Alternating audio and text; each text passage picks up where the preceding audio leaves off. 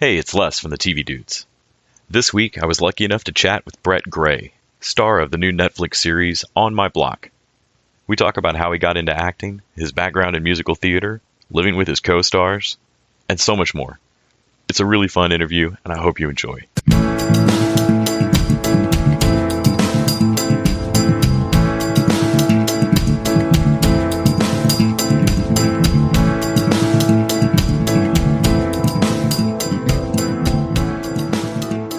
Hey, this is Les. What's up? This is Brett. Hey, thanks so much for taking out the time today to do the interview. I really appreciate it. Of course, of course. I'm about halfway through binging On My Block. Uh-huh. I found it kind of funny that I interrupted binge watching your show. With me calling, right? That's crazy. What episode are you on? I am on episode 5. Oh, okay, good. The 5 is a good one. But episode 6 is where I really shine. So make sure you get there. Oh yeah, no, I can't wait. It's a great show so far. Good. I'm glad you like it. So you grew up in Philadelphia, is that right? Yes, Philly, born and raised. What first got you interested in acting? So I don't really remember. It was sort of when I was a young kid, maybe like 6 or 7. My mom had put me in like a play at school, and I was like, I don't know if I want to do this. But I remember just being so like it was just so freeing, and I remember everyone was like, "Oh my God, Brett, you can act and you can sing and you can do all these things." And I was like, "Yeah, man, it's crazy." So I got my first acting school. My mom literally like maybe the weekend after that, I said, "Mom, I want to be an actor." She took, like after the play ended, she took me like the next weekend to this place called the New Freedom Theater. It was my first like acting sort of training camp, and I fell in love with it in class. I was like, you know what, this is awesome. This is what I want to do. I get to be other people and do other things, and I was like, I knew automatically that this was what it was going to be. That's great. And I see that you took the traditional path to stardom of a Law and Order episode and then series regular on Netflix, which is I assume is what they explain at Central Casting. Like, this is what to do, right? Right. So it's crazy because actually the Law and Order episode was the last thing I shot. Like, I shot that in February, and then it came out like the end of February. So it's funny that it sort of happened like that. But actually, On My Block was first. Huh. Yeah, it's crazy. So can you talk a little bit about what it's been like auditioning and getting started in this industry the last few years? Yeah, absolutely. So it's really fast-paced. I'm from Philly, so I always come to New York to do my auditions, and my agents and stuff are out here. So it's a very different environment than Philadelphia. Philly is more relaxed. It's a little bit more chill. There's not as much. Everything doesn't close as late. So I think that sort of the clutter of New York sometimes can be distracting to when you're trying to audition. So I think that the last like sort of few years I've been trying to like declutter and go to class and sort of like keep my mind on not so much the hustle and bustle, but on the actual like work that I've been trying to do. So it's been fun. Like, I think New York is like unforgiving, and I think that it's given me sort of this like no holds bar sort of like approach to like working here. I think that it's like there's like a toughness and there's a strength and there's a confidence that you need to have to function in this city without like having an anxiety attack. Yeah. It's crazy.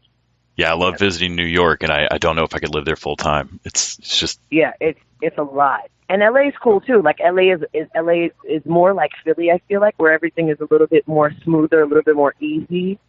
But New York is definitely where it all happens. So in the chemistry reads and everything, did you have a sense of how tight you were going to eventually be with these castmates? Yes. So the chemistry read, we all flew out to LA, and we literally immediately I'm sure that was the loudest chemistry read room, like holding room that there has ever been.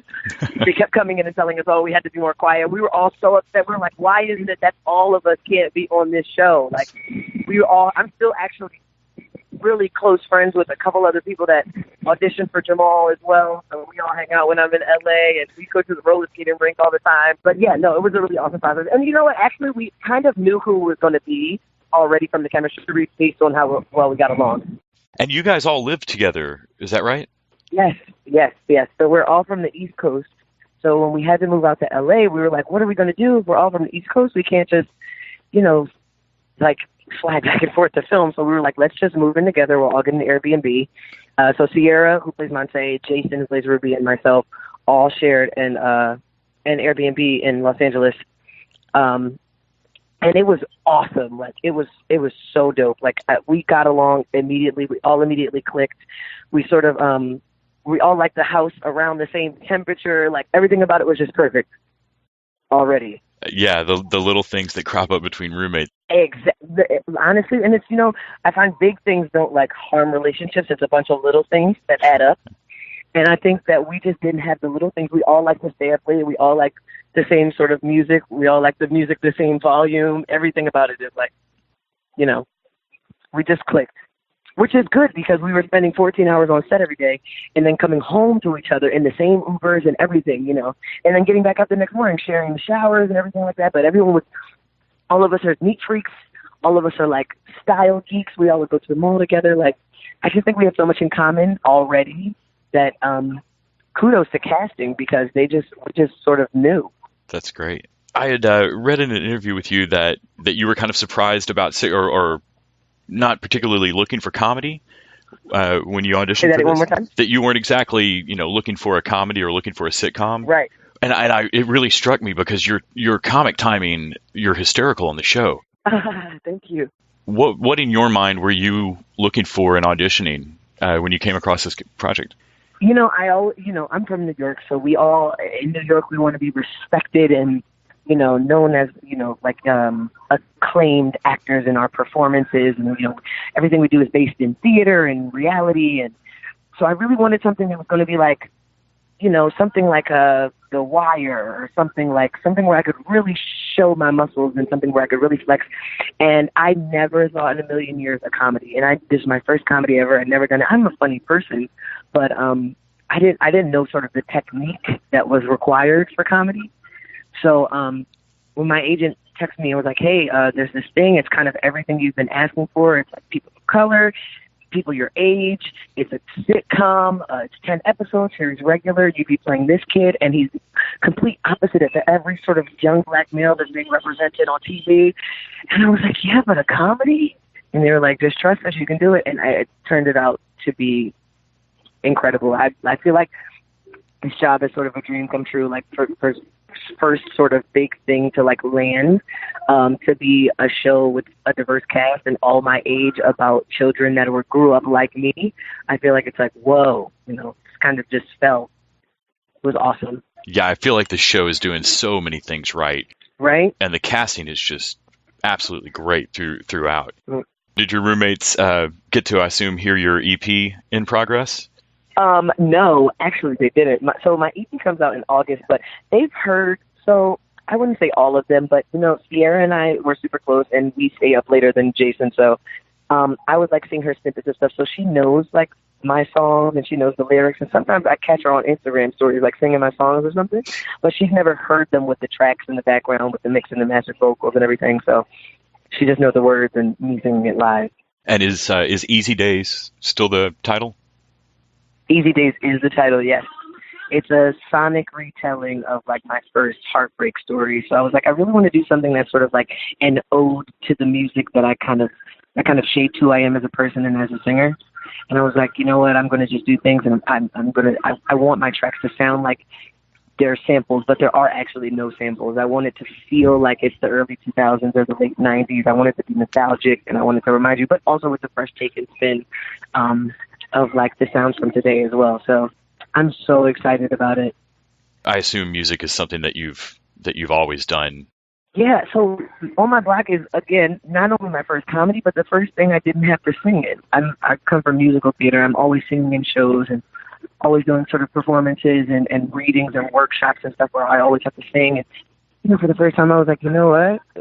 I don't have to sing in this, and I can go to bed at whatever time I want. I can eat dairy any time I want. And it was so freeing, and I actually think it helped me when I came back to the studio from LA to sort of, you know, recharge the mental creative battery of like what things should sound like or are supposed to sound like. You know, it was basically 3 months of me without like any certain style of music in my head or specific songs in my head or anything. So I was just trying new things and figuring my voice out and finding more of my sound and coming up with ideas and writing songs. So I think it went so hand in hand together that Easy Days is also sort of On My Block-esque in the way of that sort of nostalgic neighborhood, youthful feeling. So it's like life imitating art and art imitating life, which is a line from episode 4 that Luke says to them at the Halloween. Speaking of great lines, Mm-hmm. I think "No shit, Cholak" is one of the funniest things I've heard on TV. That caught me off guard. I was just hysterical. People come up to me on the street and ask me to say bitches be bonkers. I don't know what it is. I think that's just going to be like my line for, like, that's the start of the career line. Yeah. My executive producer sent me a video of his like 5-year-old son, and his 5-year-old son was like, bitches be bonkers. And I was like, oh my God, this is crazy. Do you have any favorite moment on the show that you thought was the funniest? Favorite moment on the show, watching it or on set? On set. On set? Oh my gosh.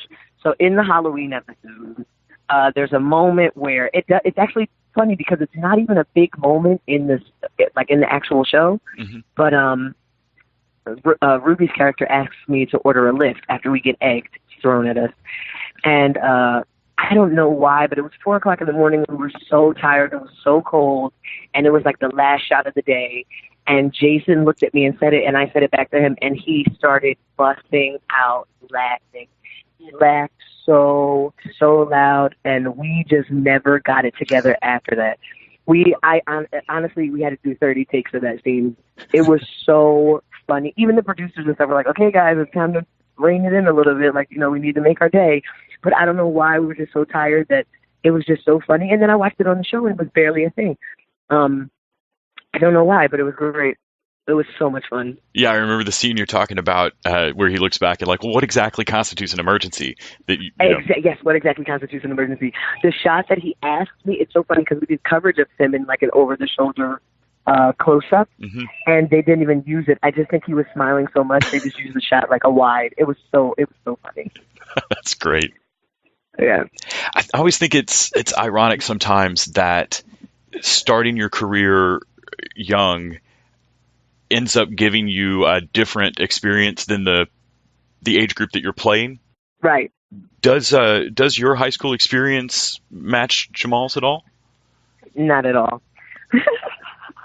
Jamal is crazy and neurotic, and he does all these things to sort of get his point across or to contain himself. And I, as Brett, am a lot less patient, and I'm sort of more the path of least resistance person. So when I had problems in high school, I dealt with them like head on, and I just went for it and done stuff. So my high school experience wasn't like his in the fact that, like, all of the sort of devices that he uses. But I went to a performing arts high school, and my teachers never really sort of understood the direction of where I wanted to go. And I think there was such a disconnect between the teachers and I, and like the type of work that I wanted to do and the type of work that I was doing and the places I wanted to go. And I think that, feeling sort of underappreciated and feeling like you don't really know your place or feeling like you're doing things for people and not yourself, I think we definitely relate in those aspects. And I think just as Jamal sort of found his own confidence towards the end of the season, as you will see, I think the same thing happened to me in high school too. Towards the end, I started to find my own confidence and have the voice to say, no, I'm not going to do this, or no, I'm not going to listen to this person, or yes, I'm going to take that advice because I think that's stronger. Did you ever feel like you were pressured to drop music or drop acting to pick one? Or? Oh, absolutely. Music is relatively new, and also almost like a secret of mine. Not a secret. My closest friends know that I do music, but I don't really try to. Now that the show is out, I've been pushing more to show like, hey, I sing and I do have a project coming out. But most people, I feel, don't know that I sing unless they really know me. Mm-hmm. And then they think I sing all the time. But acting, definitely. I've had so many people tell me, maybe this isn't the right thing, or you need to explore other options, or, you should go to college for something else and then, pick up acting. That way you have something to fall back on if things go wrong. I just had to really learn that, like, you know, just like Jamal, like, you can't really live your life through the lens of other people, because you will have that moment where you have to play football that day. You know what I mean? Yeah. Or you will have that moment where, you know, you have to go to college for something that you don't want to, or have to pay the loans back for something that you didn't want to do. You know what I'm saying? Or you go to work every day and cannot stand your job, and, you know, you don't want to just regret not ever doing it. And I believe that when you love something enough and when something is your passion, you make a way and you find a way, even if it's teaching or if it's like, you know, a theater company and having a job on the side. Like, I knew that I was going to be an actor, whether I was in church basement performances for the rest of my life or winning Oscars for the rest of my life. I just knew that's what it was. And there's nothing, a cubicle scares the hell out of me. So I was like, this is it. If I'm broke, that is okay. If I'm hungry, I will figure it out. But you can't live your life that way, you know? Yeah. Yeah, I remember hearing an interview with Tom Petty's dad where he said, you know, I'm just really glad everybody likes his songs because he'd be doing this regardless. Right. Except he'd be in my basement, you know? Right. Wow, and, that's incredible. And I was like, yeah, that's, you know, it's going to find a way out if you really got to do it. Right, exactly. I completely agree. Thank you so much for taking out time from your day. Of course. Thanks for having me. I am loving the show, and come August, it's not going to be a secret. You sing beautifully. People are going to figure it out. Yes, thank you. So, On My Block is on Netflix right now. Easy Days will be out in August, you said? August 7th. Yeah, it's been wonderful talking to you. Thank you so much. Yes, thank you so much. Thank you. Keep in touch. Yeah, we'll do. You have a great rest of your day. All right, bye-bye.